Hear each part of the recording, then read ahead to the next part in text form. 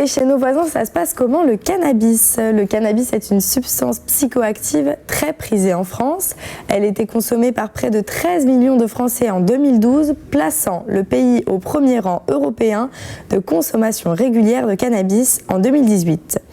Illégal à la consommation et à la détention depuis 1970, ce n'est cependant pas le cas de tous les pays.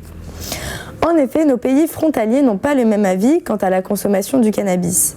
En Allemagne, par exemple, il est vendu en pharmacie à des fins thérapeutiques et sa détention est légale jusqu'à 15 grammes selon les régions.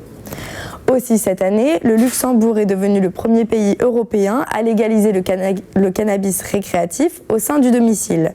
La culture du cannabis à domicile est désormais tolérée jusqu'à 4 plants par foyer. Néanmoins, le gouvernement luxembourgeois interdit toujours la consommation du cannabis en public, mais instaure une procédure pénale allégée pour les personnes fumant à l'extérieur de leur domicile. Désormais, ils risqueront jusqu'à 145 € d'amende.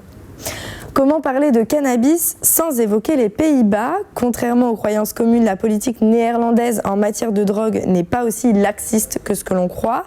En effet, toutes les drogues sont interdites aux Pays-Bas. Toutefois, le gouvernement a conçu une politique relative au cannabis autorisant sa consommation dans des lieux prévus à cet effet, appelés les coffee shops, soumis à des règles très strictes.